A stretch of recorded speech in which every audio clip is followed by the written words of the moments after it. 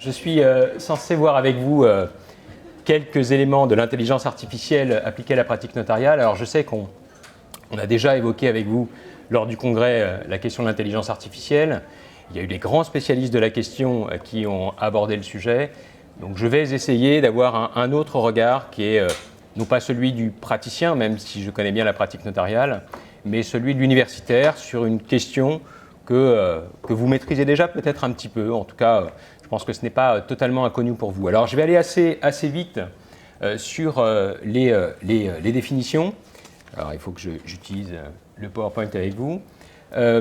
Très rapidement sur ces définitions, puisque finalement toutes ces définitions ne sont pas très claires. Et je vous ai épargné la définition du projet de règlement de l'Union européenne qui définit le système de l'intelligence artificielle avec un vocabulaire qui est assez complexe. Mais en gros, on comprend bien de quoi il s'agit. C'est tout un ensemble, quand on parle d'intelligence artificielle, tout un ensemble de techniques ou de théories qui consistent à doter un système informatique de capacités que l'on dit cognitives, c'est-à-dire que des capacités qui ressemblent à celles d'un cerveau humain, mais qui ressemblent uniquement à celles d'un cerveau humain, permettant notamment de répondre à un certain nombre de questions, de résoudre un certain nombre de difficultés, d'effectuer des recherches en opérant des corrélations ou des connexions.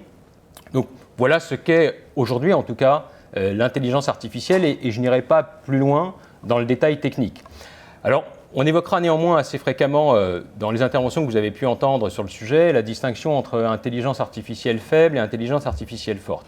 L'intelligence artificielle forte, de toute manière, c'est l'ordinateur qui est capable de penser comme un être humain, donc de ressentir des choses, d'être capable de faire preuve de bon sens, d'empathie, avoir une conscience, ça n'existe pas. Et pour certains même, ça n'existera jamais. Alors, je ne sais pas si on peut aller aussi loin, mais on est encore très très loin de l'intelligence artificielle forte qui viendra tous nous remplacer. En revanche, on progresse pas mal sur l'intelligence artificielle faible.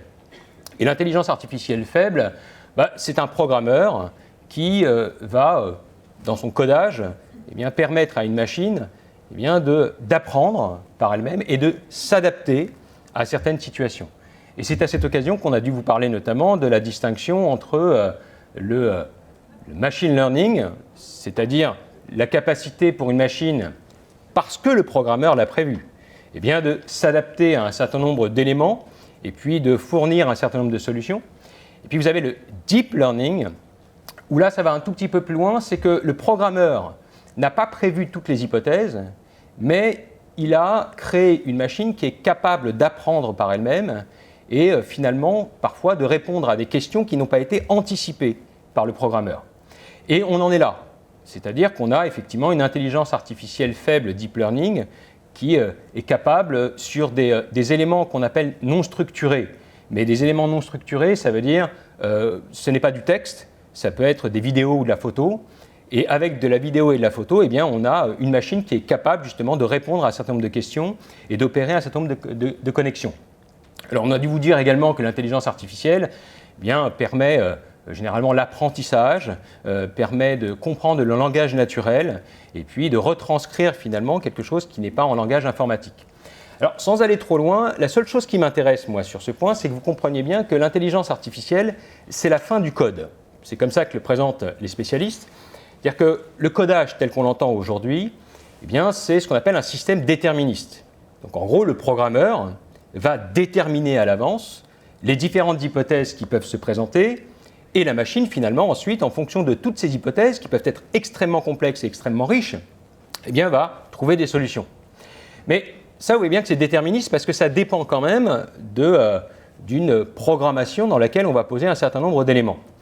Alors qu'avec l'intelligence artificielle, on n'est plus dans ce système déterministe, mais dans un système probabiliste, où on a une machine qui apprend avec son fonctionnement et qui va être capable, même bientôt, de coder elle-même. On a déjà quelques logiciels qui codent et qui n'ont pas besoin justement d'une personne extérieure pour le faire. Alors pourquoi c'est important ? D'abord, c'est important parce qu'il faut arrêter avec ce discours, et là je reprends ma casquette de directeur de l'école du notariat, qui consiste à dire qu'il faut créer des doubles formations, où les notaires ou les futurs notaires seraient également codeurs. Mais c'est du grand n'importe quoi. D'abord, il faut laisser aux spécialistes faire le codage, d'accord? Et puis vous, faire votre job de notaire. Ça n'a rien à voir. En revanche, savoir comment ça fonctionne et essayer justement de ne pas utiliser en tout cas des instruments dont vous ne connaissez pas, en tout cas les grandes lignes du fonctionnement, ça c'est important puisque le savoir est le pouvoir, donc vous devez savoir comment ça fonctionne. Mais vous ne devez pas apprendre à coder, ça ne sert à rien puisque demain, c'est vraiment demain, hein, c'est la machine elle-même qui va coder. Donc tous ces codeurs qui existent aujourd'hui et qui finalement deviennent les futurs ouvriers de demain, eh bien ce n'est pas du tout ça l'avenir. L'avenir, c'est une machine qui va elle-même coder. Donc, essayer de défendre une formation où vous devriez être à la fois ingénieur informaticien et notaire, ça n'a strictement aucun intérêt. En revanche, vous allez voir qu'avec ces outils numériques, le notaire va avoir un rôle un peu différent, va devoir s'adapter à cette nouvelle technologie, mais on ne va pas vous transformer en ingénieur informatique. Alors, toujours sur les propos introductifs, essayez de comprendre ce que l'intelligence artificielle peut apporter à l'intelligence juridique. Et là, vous avez deux mouvements. Il y a un intérêt qui est quantitatif et il y a un intérêt qui est qualitatif. C'est très simple à présenter. L'intérêt quantitatif, c'est que grâce à cette intelligence artificielle, on va pouvoir améliorer l'accès à l'information. Donc, on va pouvoir gérer plus de données. On va surtout pouvoir établir une connexion entre un certain nombre de données. Je vous en donnerai un certain nombre d'exemples. Et en cela, ça va faciliter votre travail de notaire, ça va améliorer votre travail de notaire.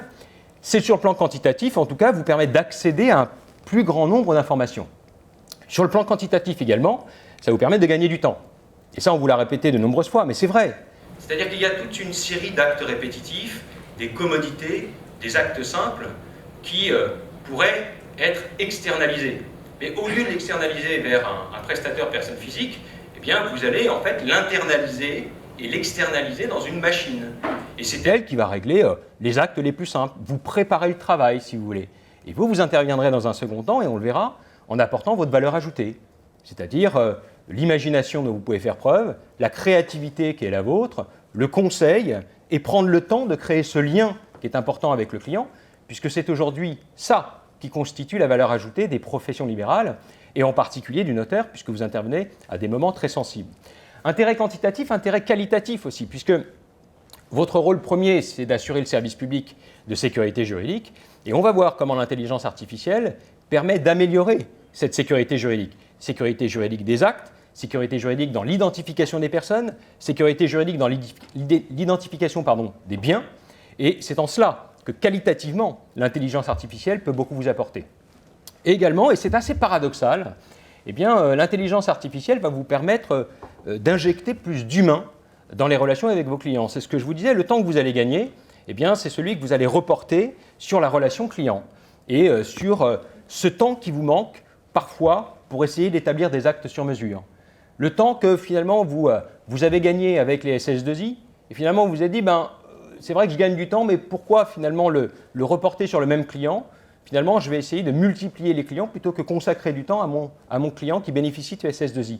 Ça, c'est un mauvais calcul. En réalité, la machine doit vous permettre de gagner du temps pour traiter le même client et pas vous permettre de gagner du temps pour traiter plus de clientèle.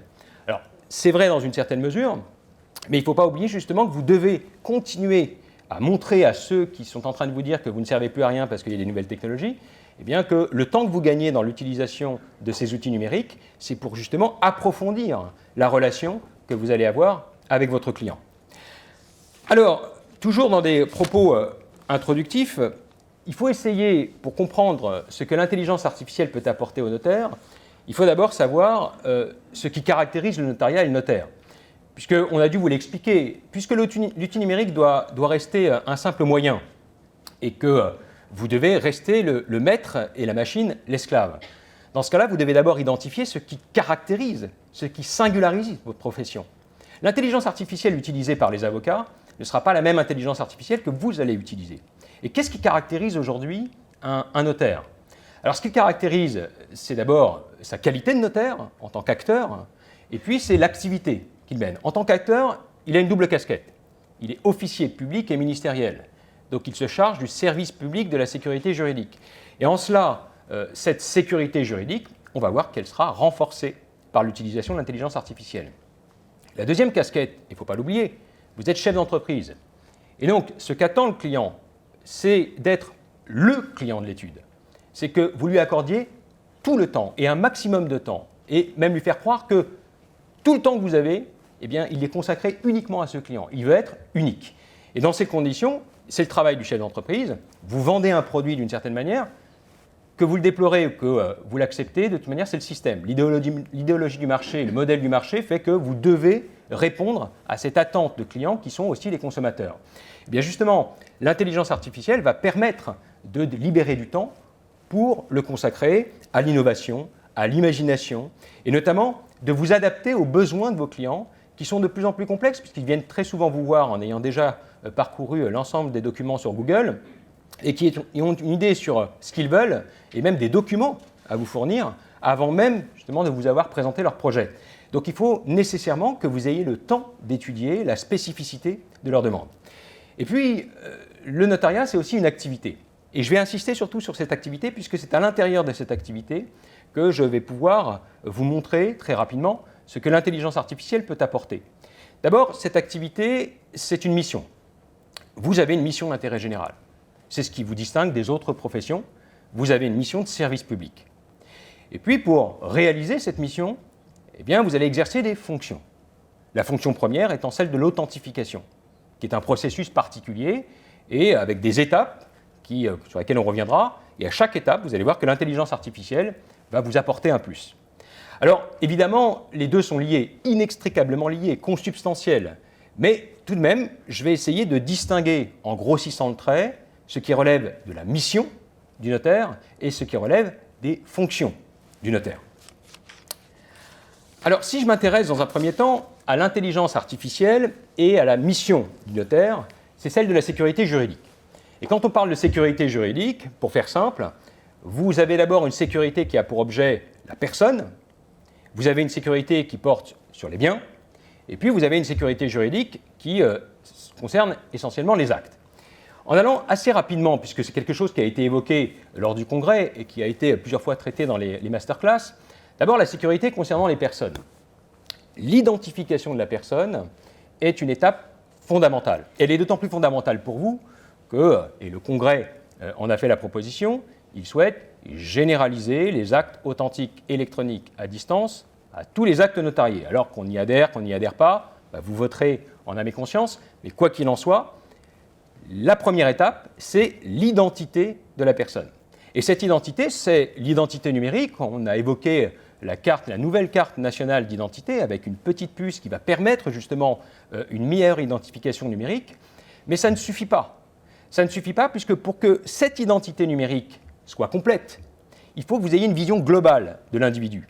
C'est-à-dire que l'identifier en tant que personne, c'est bien, mais il faut également savoir si cette personne a bien l'activité qu'elle prétend avoir, si cette personne, si elle est décédée, eh bien, est-ce qu'elle a laissé éventuellement des consignes sur un registre quelconque? Et c'est là que ça devient intéressant, parce que l'intelligence artificielle ne va pas faire le travail à votre place pour ce qui est de l'identité, mais va enrichir le travail que vous êtes censé faire.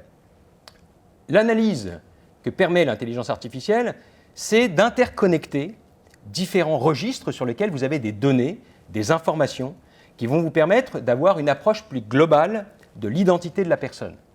Parce que savoir que c'est la bonne personne X qui est devant vous, ça ne suffit pas. Il faut savoir si la personne X qui est devant vous n'a pas en plus toute une série d'autres informations qui pourraient vous être utiles dans votre acte. Et notamment, ce qu'on est en train de faire actuellement, les logiciels qui sont créés, c'est pour faire un lien entre les registres le fonds d'expression des dernières volontés, par exemple, ou encore le fonds PACSE, ou encore le registre plutôt BODAC, dans lequel vous avez des informations et qui ne sont pas pour l'instant connectées. Et bien, grâce à l'intelligence artificielle, elle va créer une interconnexion entre ces registres et vous aurez cette information immédiatement, sans perdre de temps, et qui va venir enrichir votre identification de la personne. Alors, au-delà de l'identification de la personne, c'est l'identification des biens. Même difficulté. Vous connaissez votre travail, je ne vais pas vous l'apprendre, sur les origines de propriété et autres, mais il n'y a pas que cela. On a effectivement tout un système de registres qui permettent d'avoir la carte d'identité du bien. Cette carte d'identité, l'ADN de l'immeuble, c'est quelque chose sur lequel le notariat est en train de travailler. Notamment, vous y retrouveriez le dossier diagnostic technique, l'historique des documents d'urbanisme et toutes ces séries de documents que j'évoque ici, qu'on pourrait retrouver dans un même registre, qui pourrait être en connexion avec tous les autres registres que vous connaissez par cœur, le service de publicité foncière, ou encore le fichier immobilier, Vidoc, Mycène et autres. Et l'intelligence artificielle, en connectant tout ça, vous permettra d'avoir une identité complète, globale, du bien. Donc, vous voyez bien que ça ne va pas changer votre pratique sur le fond, mais ça va vous permettre, en tout cas, d'accélérer le mouvement lorsque vous voulez identifier la personne et identifier les biens. Alors, bien entendu, la sécurité juridique, c'est surtout celle des actes, et actuellement, il y a ce qu'on appelle le contract review. Le contract review, c'est toute une série de logiciels intelligents que proposent différents prestataires que vous connaissez, notamment LexisNexis, puisqu'il y a eu une intervention sur le sujet, et qui va vous permettre justement de renforcer, là encore, la sécurité juridique des actes. Et il y a deux types de contrôles que permet l'intelligence artificielle. Il y a ce que j'appelle un contrôle de compatibilité.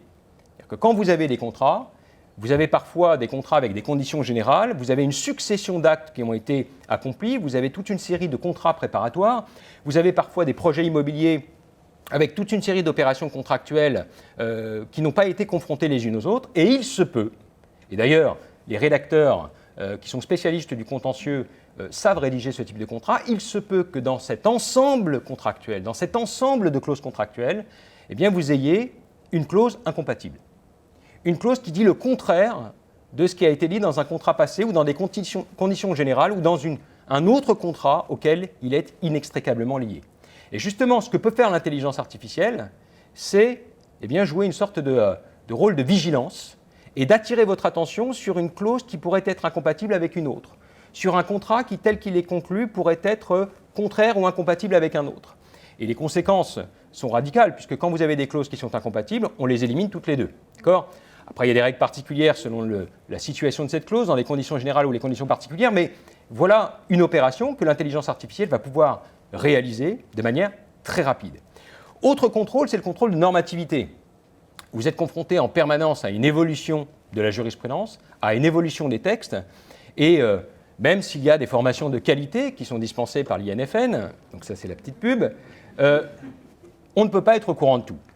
Et justement, ce que permet l'intelligence artificielle aujourd'hui, c'est en temps réel, lorsque vous êtes en train de rédiger, ou sur des contrats que vous avez déjà rédigés, attirer votre attention sur une modification de la jurisprudence, ou une jurisprudence qui commence à changer de cap, et cela relève de votre responsabilité que de suivre l'évolution du droit, et d'ailleurs de repérer les arrêts qui permettent d'anticiper sur un revirement de jurisprudence. Alors ça va peut-être très très loin, mais c'est actuellement la jurisprudence.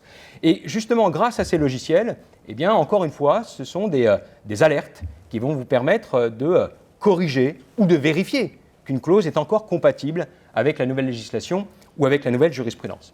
Et puis, pour finir, sécuriser également les données, puisque ces données, vous ne les utilisez pas uniquement en interne, entre notaires, mais, et je vais aller un tout petit peu plus vite, mais ce sont des données qui sont utilisées par des tiers.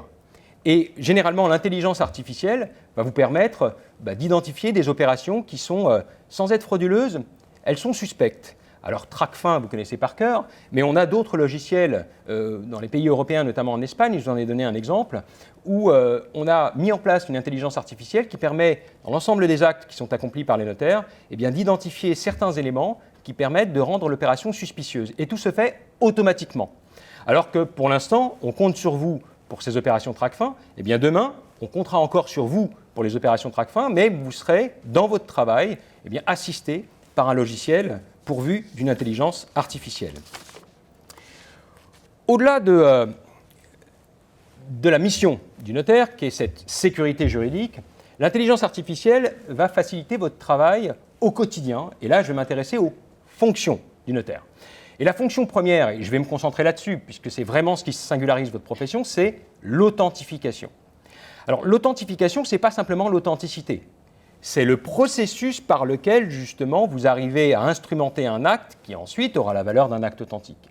Et si je reprends une distinction qui était plutôt claire dans le rapport qui avait été dirigé par Laurent Hennes, authentifier, c'est vérifier, dresser et conserver. Eh bien, pour toutes ces opérations de vérification, pour des opérations de rédaction ou pour des opérations de conservation, l'intelligence artificielle vous sera très utile. Mais au préalable, avant de voir 4 opérations en particulier qui vont vous éclairer sur l'intelligence artificielle, il faut revenir sur la blockchain. Alors, vous allez me dire, on vous parle de blockchain en permanence. D'ailleurs, on vous avait même dit que vous alliez disparaître parce que la blockchain était née. Donc, bien entendu, tout ça est très excessif. Le notariat crée sa propre blockchain. Donc, ça va être une blockchain privée ou de consortium parce qu'elle sera fermée et réservée uniquement aux notaires. Mais ce qui est important, c'est de comprendre que les données que vous avez sur tous les registres, ces données-là, elles doivent être certifiées. Certifié, ça veut dire que si vous avez une information qui figure sur un registre et qui a été envoyée à plusieurs milliers de kilomètres, il faut être certain que l'information que vous allez réceptionner est bien celle qui a été envoyée.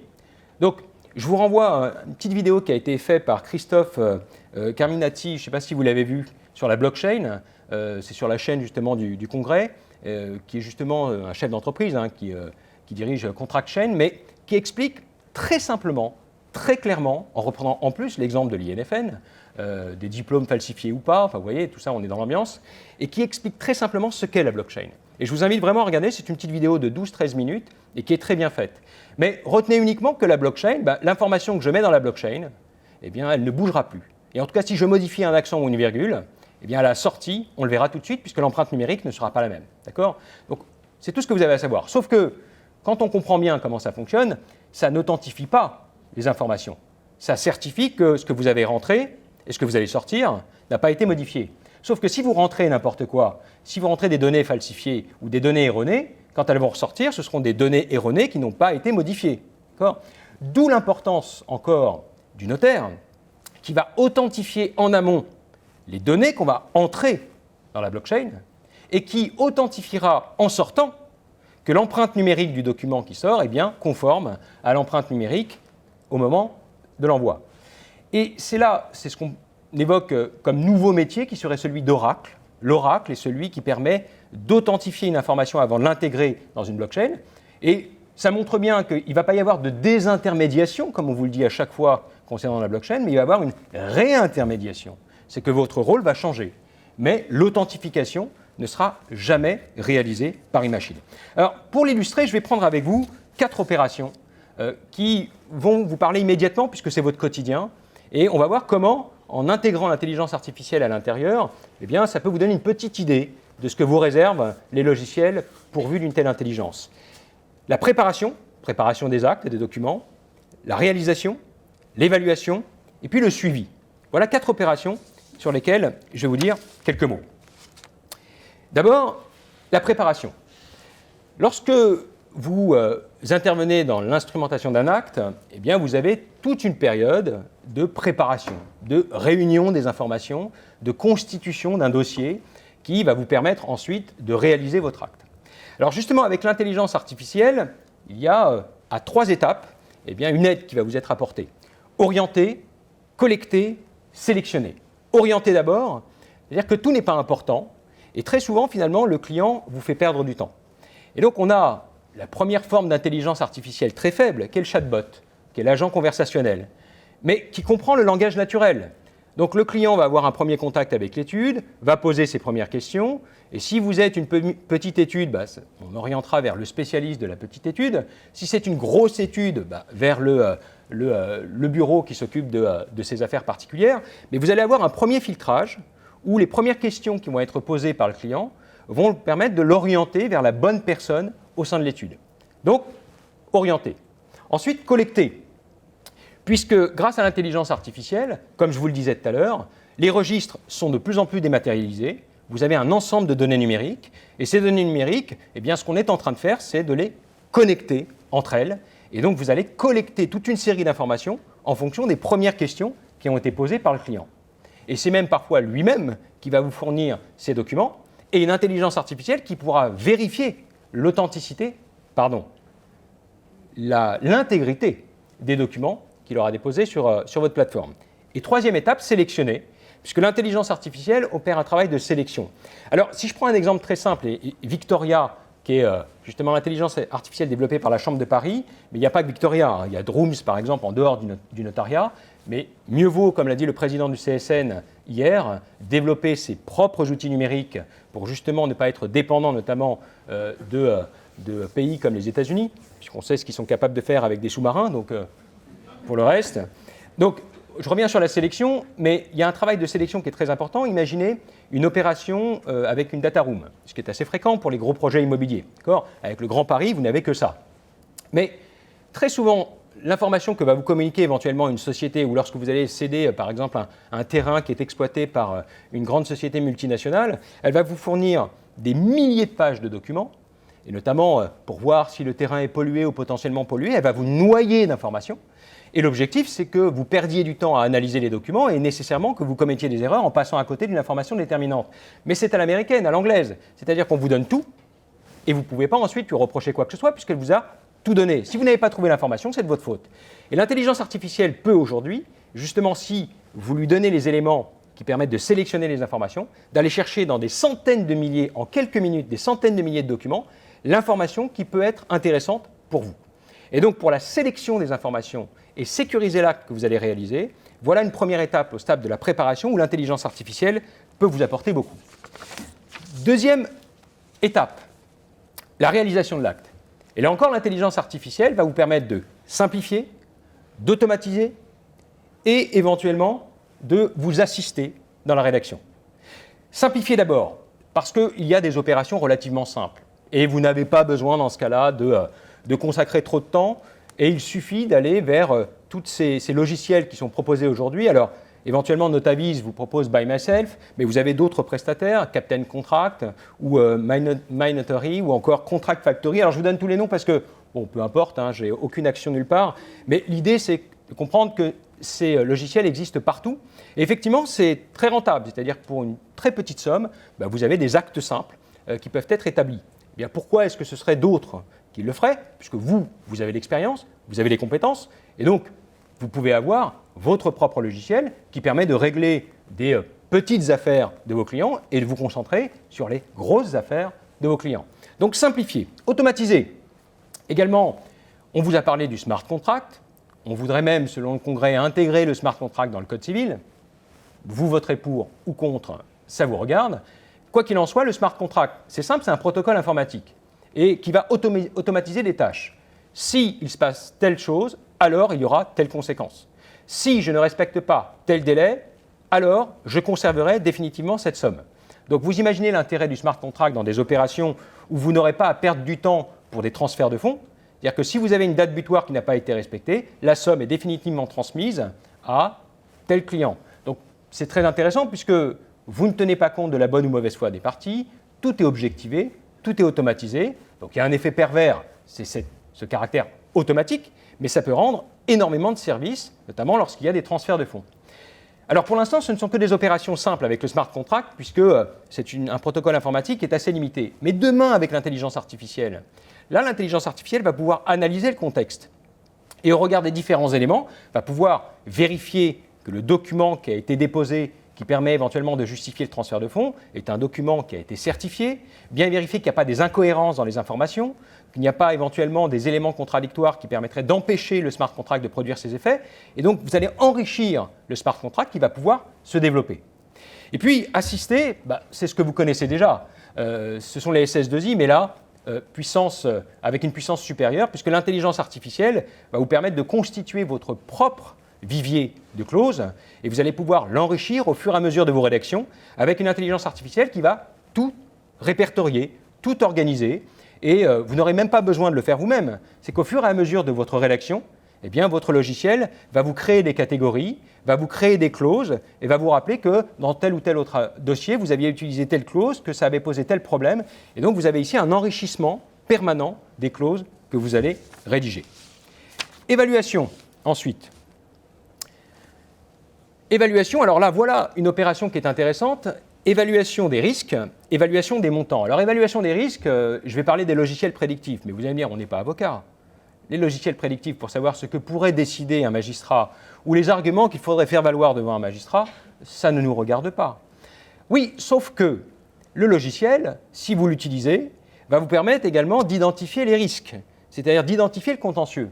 Et le problème de votre métier, à la différence de l'avocat, c'est que vous devez connaître le contentieux, la législation, pour mieux apprécier les risques et rédiger des clauses adaptées. Vous ne pouvez pas fonctionner en vase clos et rédiger vos contrats comme s'il n'y avait rien autour. Donc nécessairement, vous devez être au courant du contentieux. Nécessairement, vous devez, en tout cas, identifier les risques liés à un contentieux. Mais ces logiciels prédictifs vous permettent justement de voir quels sont les contentieux qui existent aujourd'hui, sur quel type de clause, et est-ce que ça correspond aux clauses que vous êtes en train de rédiger, et est-ce que vous ne devriez pas prendre des précautions supplémentaires.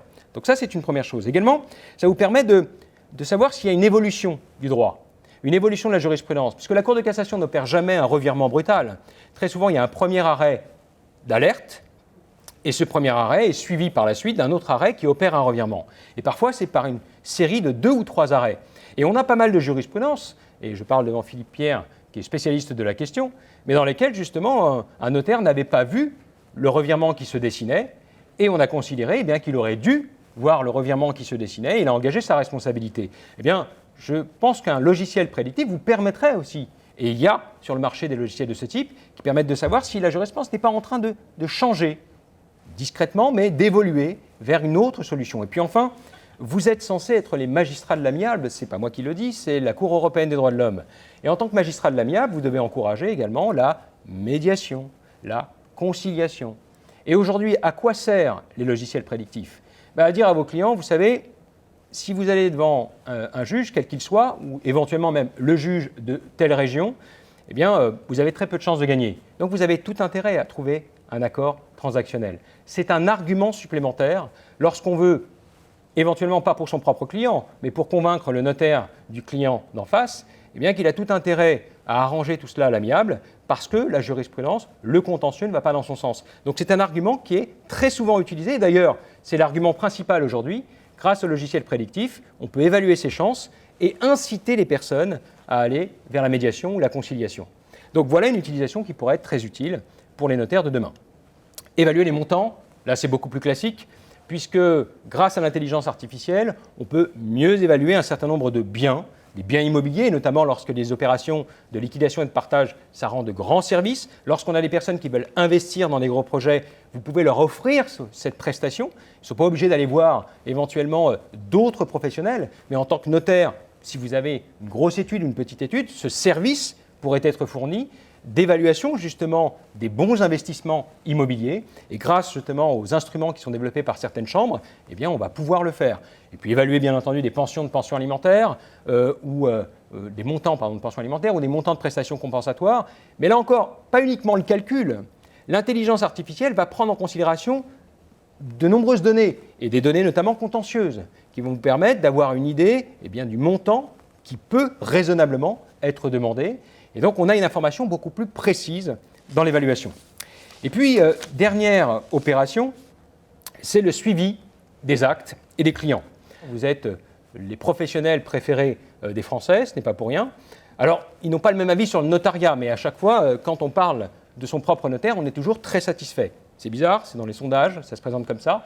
En revanche, il est vrai que ce qu'il attend de vous, c'est également que vous l'accompagniez et que vous suiviez justement par exemple des actes dans lesquels il a voulu procéder à une anticipation successorale, et il s'avère que la modification de la législation rend les choix qu'il a opérés avec votre conseil beaucoup moins opportuns aujourd'hui.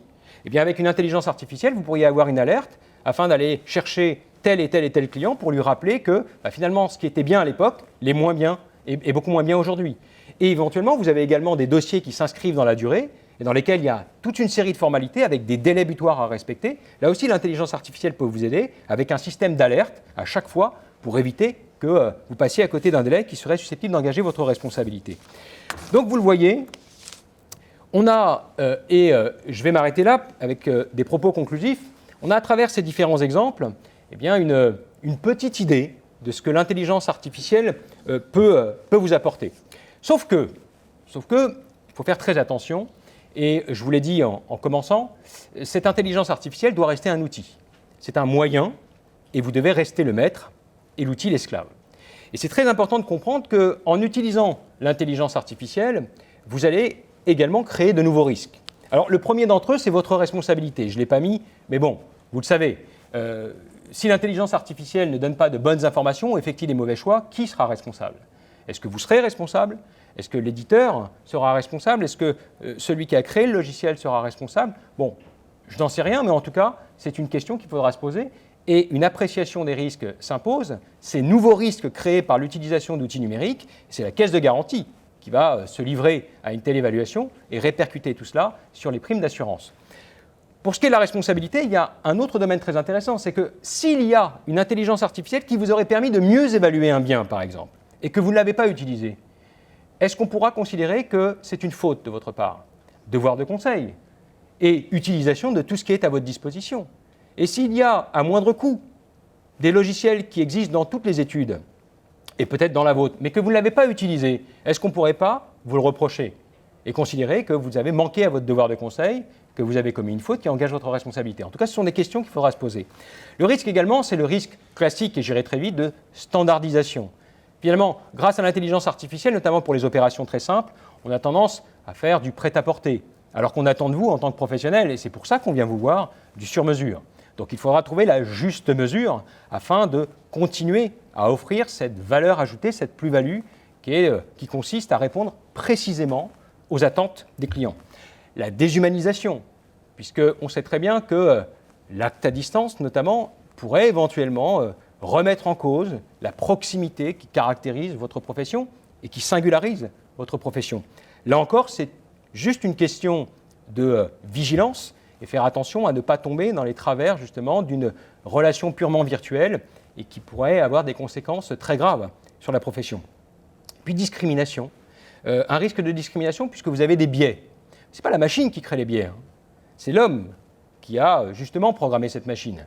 Ou c'est l'homme qui s'exprime sur les réseaux sociaux. Vous connaissez tous cet exemple d'intelligence artificielle qui avait justement pour base de données des réseaux sociaux et qui en l'espace de à peine une journée était devenue raciste, fasciste, tout simplement parce que les informations qu'elle avait sur les réseaux étaient des informations qui l'incitaient à devenir fasciste ou raciste en considérant que c'était de cette manière qu'il fallait se comporter. Et tout cela m'amène alors à un point important, c'est que si on veut pouvoir maîtriser la machine, il faut comprendre également ce que vous devez développer chez vous. Alors, développer les humanités notariales, c'est comprendre que si la machine est mauvaise, c'est parce que l'homme est mauvais. Donc, essayer de travailler sur soi pour essayer de comprendre quels sont nos propres biais pour ne pas les intégrer dans la machine.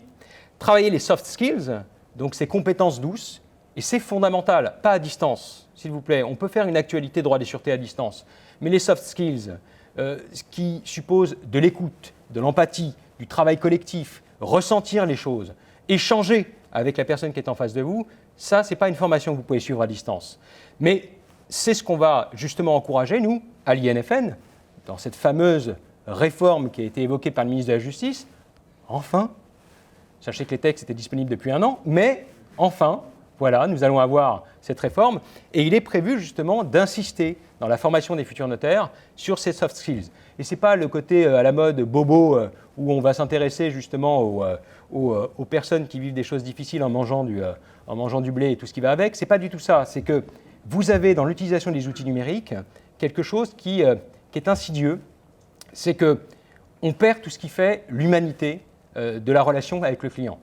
Et il faut travailler justement sur ce qui va faire votre valeur ajoutée, être capable d'enrichir l'outil numérique avec justement une compétence qui suppose justement de ne pas être simplement bon en droit, mais d'avoir une vision globale de la situation.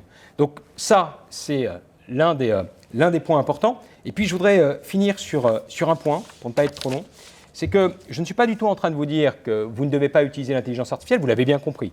Mais juste que vous devez comprendre de quelle manière, demain, vous allez travailler avec l'intelligence artificielle. Il y a des opérations qui ne peuvent pas être numérisées. Il y a ce qu'on appelle une part d'irréductible. Et ça, l'intelligence artificielle ne s'en occupera jamais. L'empathie, l'écoute, le bon sens, la conscience, tout ce qui fait l'humain, eh bien, c'est vous qui allez continuer à l'exercer. Et toute la partie même expertise juridique qui est inextricablement liée aux attentes des clients, c'est encore vous qui allez l'exercer. Sauf qu'il y a également un autre rôle qui est le vôtre et qui sera le vôtre demain, qui est celui de superviseur. C'est un peu comme le juge. Aujourd'hui, le juge est un superviseur. Il laisse les autres faire et il se contente de vérifier que ça a été bien fait. Eh bien, c'est ça qu'on va attendre de vous demain, c'est que vous allez laisser les machines faire, et à un moment donné, vous allez devoir intervenir pour opérer un arbitrage, et vous assurer que ce qui a été fait a été bien fait, et s'il ne faut pas éventuellement opérer d'autres choix. Et c'est d'autant plus important que la machine, à la différence justement de l'homme, en tout cas de l'expert que vous êtes, ne peut pas voir les erreurs. Or, les actes qu'on a aujourd'hui à notre disposition, les documents qui sont fournis par les différentes administrations, tous les actes que vous fournissent des prestataires extérieurs, il y a toujours des coquilles, des erreurs, des mots qui sont mal écrits ou des qualifications qui sont mauvaises. Eh bien, la machine ne peut pas identifier ces erreurs. Et vous êtes les seuls à pouvoir les identifier. Et si vous prenez l'ouvrage qui est à votre disposition dans le cadre du congrès, eh bien, il relate un certain nombre d'exemples de ce type où une mauvaise qualification donne lieu à des mauvaises opérations par l'intelligence artificielle. Donc, n'oubliez pas, la machine propose et le notaire dispose. Merci.